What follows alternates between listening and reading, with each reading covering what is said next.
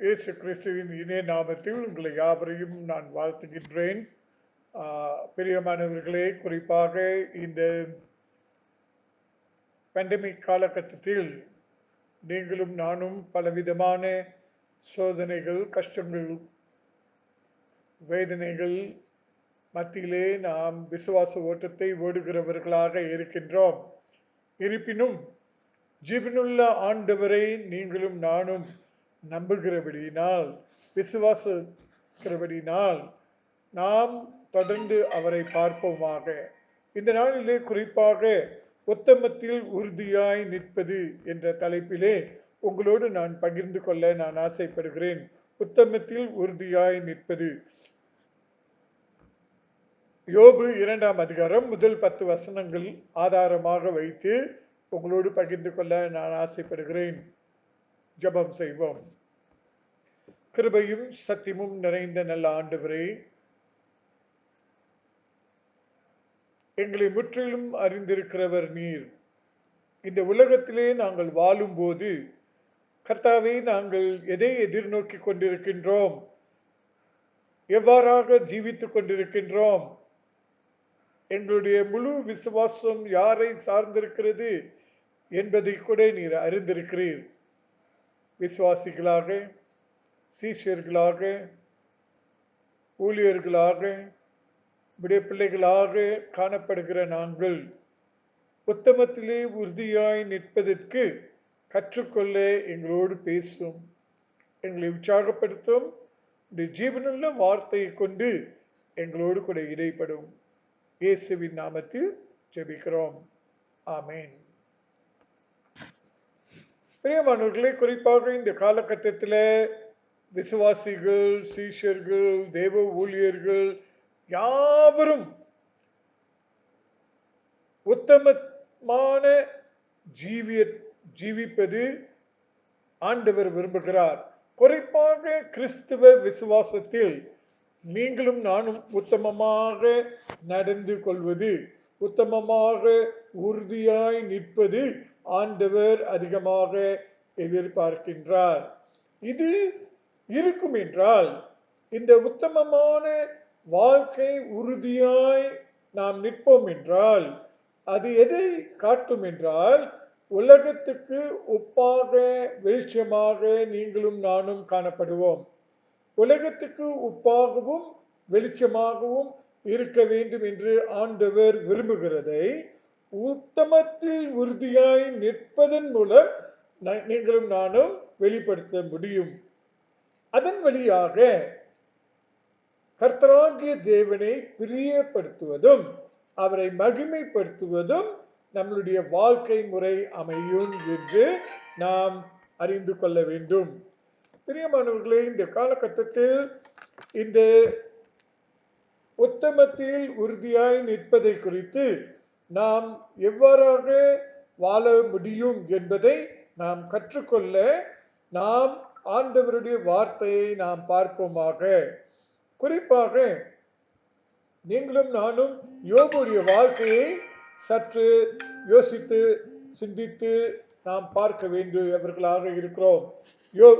யோபு 1ஆம் அதிகாரம் 8வது வசனத்தில் பார்க்கும்போது, ஆண்டவராகிய தேவன், கர்த்தராகிய தேவன் தாமே யோபுவை குறித்து சாட்சி கொடுக்கிறார். அவர் என்ன சாட்சி கொடுக்கிறார் என்றால், பிசாசானவன் அல்லது சாத்தான் அவரிடத்தில் சொல்லும்போது ஆண்டவர் யோபுவை குறித்து சாட்சி சொல்லுகிறார். அவர் சொல்லுகிறார், என் தாசனாகிய யோபுவின் மேல் கவனம் வைத்தாயோ என்று கேட்டுட்டு அவர் சொல்கிறார், உத்தமனும் சன்மார்க்கனும் தேவனுக்கு பயந்து பொல்லாப்புக்கு விலகுகிறவனுமாகிய அவனை போல பூமியில் ஒருவனும் இல்லை. பூமியில் அவனை போல் ஒருவனும் இல்லை என்று ஆண்டவர் சொல்கிறார். அப்புறம் உத்தமம், சன்மார்க்கன், தேவனுக்கு பயந்து பொல்லாப்புக்கு விலகுகிறவனாக காணப்படுகிறான். 5 காரியத்தை ஆண்டவர் சொல்கிறார். உத்தமமாக உறுதியாய் நடந்து கொள்கிறவர்கள் இந்த 5 குணாதிசயம் உள்ளவர்களாக இருக்க வேண்டும் என்று ஆண்டவருடைய வசனத்தை கொண்டு உங்களோடு நான் சொல்ல ஆசைப்படுகிறேன். இந்த வேளையிலே ஆண்டவருடைய வசனம் இதுதான் ஆண்டவருடைய ஆவியானவர் எனக்கு உணர்த்துகிறார்.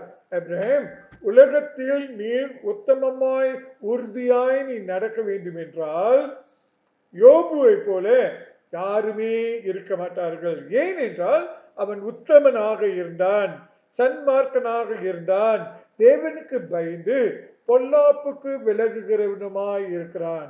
ஆகையால் நீயும் இந்த 4 குணாதிசயத்தை உடையவனாக இருப்பாயானால் யோபுவை போல உன்னை போல் யாரும் இல்லை என்ற சாட்சி பெற முடியும் என்று ஆண்டவர் சொல்கிறார். இன்றைக்கு நம்முடைய வாழ்க்கையை பார்ப்போமே. ஆண்டவர் உங்களையும் என்னையும் பார்த்து இவ்விதமாக சாட்சி கொடுக்க முடியுமா? நம்மளுடைய வாழ்க்கை இவ்விதமாக இருக்கின்றதா, யோபுவை போல் இருக்கிறதா என்று நாம் கேட்டுக்கொள்ள வேண்டும். இதற்கு காரணம் என்ன? ஒரு சிலர் கேட்பீங்க, இதற்கு காரணம் என்ன என்று. 8வது வசனத்துல 10வது வசனம், யோபு 1:10 வாசித்து பார்ப்பீர்கள் என்றால், நீர் அவனையும் அவன் வீட்டையும் அவனுக்கு உண்டான எல்லாவற்றையும் சுற்றி வேலி அடைக்கவில்லையோ, அவன் கைகளின் கிரியையை ஆசீர்வதித்தீர், அவனுடைய சம்பத்து தேசத்தில் பெருகிற்று. பிரியமானவர்களே, இங்கே நல்லா கவனித்தீங்கன்னா, கர்த்தராகிய தேவன் அவருடைய பிள்ளைகள், சீஷர்கள், ஊழியர்கள் வாழ்க்கையிலே குடும்பத்தை, சபையை அவர் வேலி அழைத்திருக்கிறார், பாதுகாக்கிறார் என்று நாம் பார்க்கின்றோம். இது இருக்கும் என்றால் நிச்சயமாக திட்டவட்டமாக ஆசீர்வாதமான வாழ்க்கை உங்களுக்கும் எனக்கும் இருக்கும். அதனால் யோபுடைய வாழ்க்கையில அவன் மிகுந்த ஆஸ்தி உள்ளவனாக, 10 பிள்ளைகள் உள்ளவனாக, அவனுக்கு எந்த ஒரு குறையும் இல்லாததற்கு காரணம் அவன் உத்தமத்தில் உறுதியாய் நின்றான் என்று முதலாவது பார்க்கின்றோம். இப்படி வாழ்ந்து கொண்டிருந்த யோபு வாழ்க்கையில பிசாசின் தீவிரம், இயேசு கிறிஸ்துவை பின்பற்றுகிற, உறுதியாய் பிரியப்படுத்த வேண்டும் என்று சொல்லுகிற, ஆசைப்படுகிற ஒவ்வொரு விசுவாசிக்கும், சீஷனுக்கும், ஊழியக்காரருக்கும் பிசாசுகள் தீவிரமாக எதிர்ப்பு கொடுக்க வருகிறான்.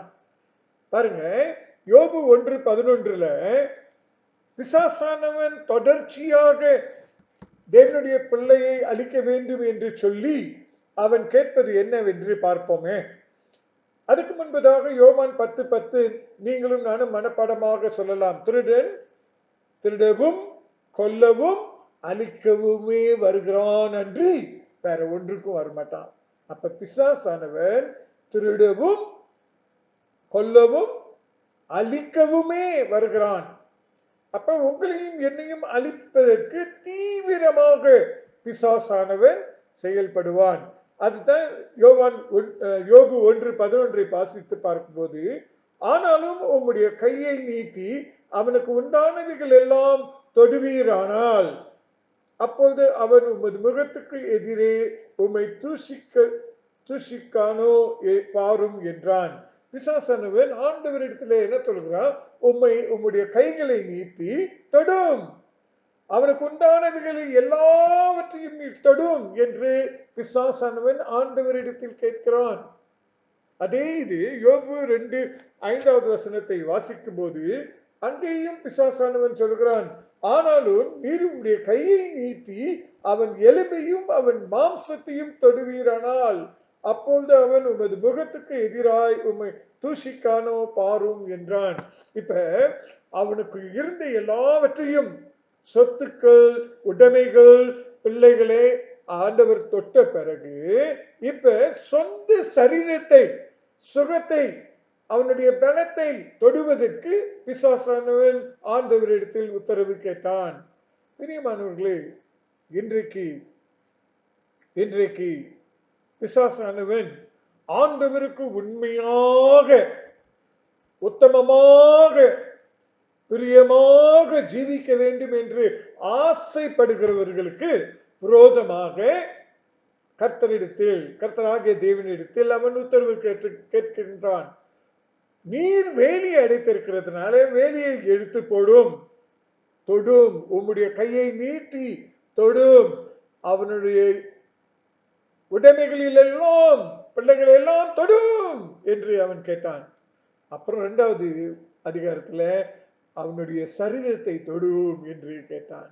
பிரியமானவர்களே, இந்த காலகட்டத்தில் நீங்களும் நானும் உணர வேண்டும். பரிசுத்த ஆவியானவர் என்ன தெரியுமா உணர்த்துறார்? ஆண்டவருக்கு பிரியமா அவருக்கு விரும்பத்தக்க ஜீவிக்க ஆசைப்படுகிற சகோதரனே சகோதரியே, உனக்கும் எனக்கும் விரோதமாக பிசாசானவன் தீவிரமாக செயல்பட இறங்கிவிட்டான். இறங்கிவிட்ட போதிலும் ஆண்டவர் அவனிடத்தில் என்ன சொல்லுகிறார் என்று பார்ப்போமே என்றால், யோபு 1வது அதிகாரம் 12வது வசனத்துல அவர் சொல்லுகிறார், அவர் பிசாசை பார்த்து, கர்த்தர் சாத்தானை நோக்கி, இதோ அவனுக்கு உண்டானவைகள் எல்லாம் உன் கையில் இருக்கிறது, அவன் மேல் மாத்திரம் உன் கையை நீட்டாது. அப்ப உங்களுடைய உடைமைகளை இழந்திருக்கிறீர்களா? உங்களுக்கு இருந்த காரியங்கள் உங்களை விட்டு போய்விட்டதா? உங்களிடத்தில் இருந்த ஒரு சிலரை இழந்திருக்கிறீர்களா? இது ஆண்டவர் பிசாசினிடத்தில் அவனுக்கு உண்டானவைகள் உன் கையில் இருக்கிறது என்று சொல்லிட்டார். ஆனால் அவனை மட்டும் நீ தொடாதே. அதனால கொஞ்ச காலம் உங்களையும் என்னையும் அவன் தொட முடியாமல் இருந்தது. ஆனால் யோபு 2ஆம் அதிகாரம் 5வது வசனத்தை வாசித்து பார்ப்பீர்கள் என்றால், அங்கே மறுபடியும் அப்பொழுது கர்த்தர் சாத்தானை நோக்கி, இதோ அவன் உன் கையில் இருக்கிறான், ஆகிலும் அவன் பிராணனை மாத்திரம் தப்பவிடு. இப்ப ஆண்டவர் இடத்துல அவன் 2வது முறை கோரிக்கை கேட்ட உடனே ஆண்டவர் சொல்லுகிறார், சரி உன் கையில நான் கொடுக்கிறேன்.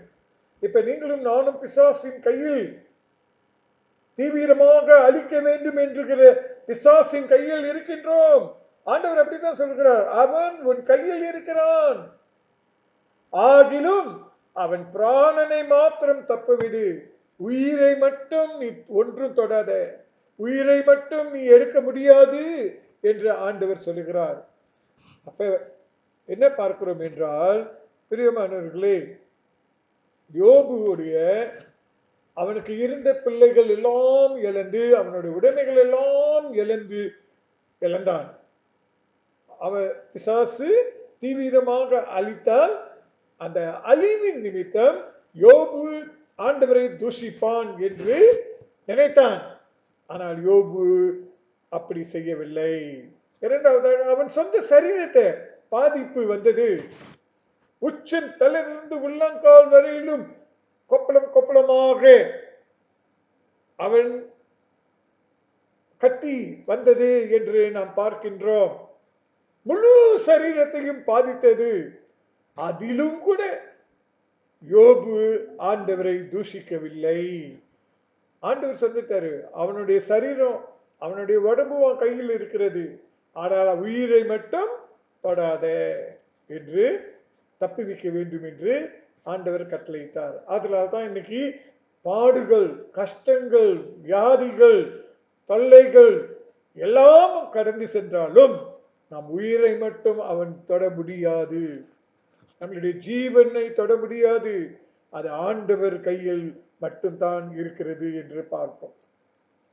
பிரியமானவர்களே, 3வதாக யோபுடைய எண்ணம் இந்த கஷ்டமான சூழ்நிலையில, போராட்டமான காலத்துல எல்லா இழப்புகளும் வந்து தன்னுடைய சரீரத்தில் அவனுக்கு வேதனைகள் வந்திருந்த போதிலும் அவன் என்ன செய்கிறான் என்று நீங்க பார்த்தீங்கன்னா, யோபு 1:20 யோபு 1:20 வாசிக்கும் போது,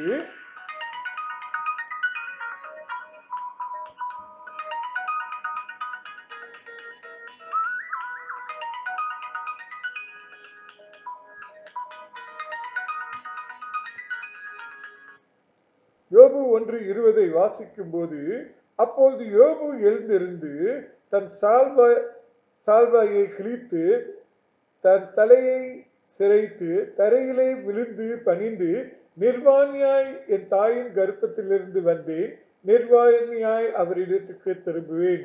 கர்த்தர் கொடுத்தார், கர்த்தர் எடுத்தார், கர்த்தருடைய நாமத்துக்கு ஸ்தோத்திரம் என்றான். பிரியமானவர்களே, அங்கு என்ன பார்க்கிறோம் என்றால், அவன் தரையிலே அவன் விழுந்து கர்த்தரை பணிந்து கொண்டான். அவன் ஆண்டவரை தொழுகை செய்தான். அவனுக்கு இழப்பு, எல்லாவற்றையும் இழந்தான். துக்கத்தில் இருக்கின்றான், வேதனையோடு இருக்கின்றான், கண்ணீரோடு இருக்கின்றான். ஆனாலும் ஆண்டவரை துதித்தான் என்று பார்க்கின்றோம்.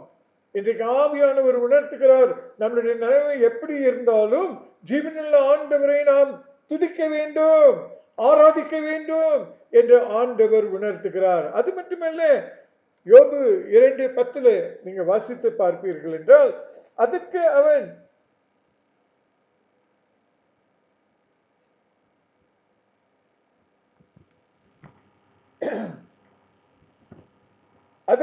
நீ பைத்தியக்காரியை பேசுகிறது போல பேசுகிறாய்.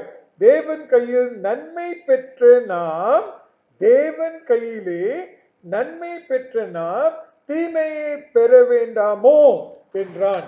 ஆண்டவரிடத்திலிருந்து அநேக நன்மைகளை பெற்றோம், தீமையை பெறாம வேண்டாமா என்று கேட்கிறதுக்கு அர்த்தம் என்னன்னா, வந்திருக்கிற நிலைமையை நாம் ஏற்றுக்கொள்ள வேண்டும்.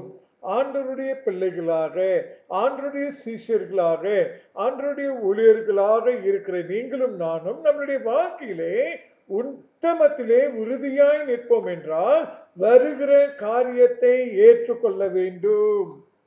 ஆண்டவரை தொடர்ந்து ஆராதித்து வருகிறதை ஏற்றுக்கொள்கிற பக்குவம் வர வேண்டும் என்று யோபுவின் வாழ்க்கை மூலமாக ஆண்டவர் சொல்கிறார். அதே அந்த வாக்கை சொல்லின பிறகு யோபு 1:22 யோபு 2:10 வாசித்து பார்ப்பீர்கள் என்றால், இவைகளில் யோபு பாவம் செய்யவில்லை, கர்த்தரை அவன் குற்றச்சாட்டு சொல்லவில்லை. யோபு 2:10 தன் நாவினால் அவன் பாவம் செய்யாதிருந்தான் என்று பார்க்கிறோம். அப்படி என்றால் இன்றைக்கு நீங்களும் நானும் எப்பேற்பட்ட கஷ்டப்பட்டாலும், கடினமான சூழ்நிலைகளை அடைந்தாலும், ஆண்டவர் என்ன எதிர்பார்க்கிறார் என்றால், நாம் வாயிலிருந்து நாம் பாவம் செய்யக்கூடாது. நாம் எண்ணத்திலே ஆண்டவரை குற்றச்சாட்டக்கூடாது, குற்றப்படுத்தக்கூடாது. ஏன் ஆண்டவரே எங்களுக்கு இப்படி செய்கிறாய் என்று குற்றச்சாட்டு சொல்லக்கூடாது. நாம் உத்தமத்திலே உறுதியாய் நிற்போம் என்றால் ஏற்றுக்கொள்கிற பக்குவம் வர வேண்டும். யோபு அவ்விதமான ஒரு பக்குவம் உடையவனாக இருந்து அவன் வாழ்ந்து காட்டினான். அதே வேளையில 4வதாக ஆண்டவருடைய வார்த்தை எனக்கு கற்றுக் கொடுத்தது, உணர்த்தினது என்னவென்றால், யோபு 2:9 யோபு 2:9 நாம் வாசித்து பார்ப்போம் என்றால், அப்பொழுது அவன் மனைவி அவனை பார்த்து, நீர் இன்னும் உம்முடைய உத்தமத்திலே உறுதியாய் நிற்கிறீரோ, தேவனை தூஷித்து ஜீவனை விடும் என்றார். யாரு? யோபுடைய மனைவி. யாரு? அவனுடைய பிள்ளைகள் எல்லாம் இழந்துட்டான், இப்ப இருக்கிறது மனைவி ஒன்றிதான். அப்ப மனைவியானவள் தன்னுடைய கணவனுக்கு கர்சனையோடு அக்கறையோடு ஆதரவு கொடுக்கிற ஒரு மனுஷியாக இருக்க வேண்டிய அந்த ஸ்திரீ யோபுவை பார்த்து, இன்னும் உன் உத்தமத்திலே நிற்கிறாயோ, தேவனை தூஷித்து சாகு அல்லது மரித்து போ என்றால், தூஷித்து ஜீவனை விடும், சாகு என்று மனைவி சொல்கிறார். இதிலிருந்து ஆண்டவர் என்ன ஆண்டவருடைய வார்த்தை என்ன உணர்த்துகிறது என்றால், நம்மோடு கூட இருக்கிறவர்களும் கூட நாம் படுகிற கஷ்டத்தின் போது, வேதனையின் காலத்துல,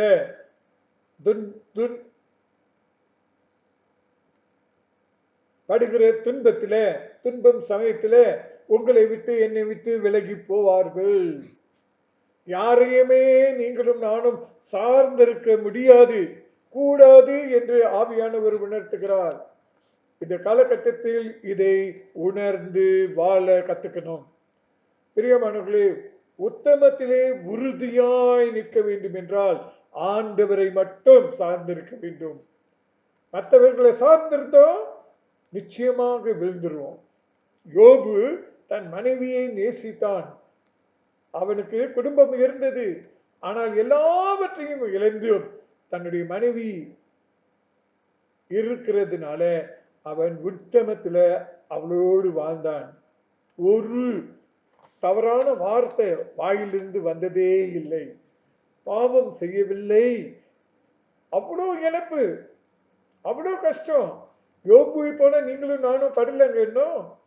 ஆனாலும் யோபுடைய மனைவி அவ்விதமாக சொன்னால், இன்றைக்கு நம்மில் ஒரு சிலர், நம்மளுடைய குடும்ப மக்கள், நம்மளுடைய உறவினர்கள், நம்மளுடைய சபை மக்கள்,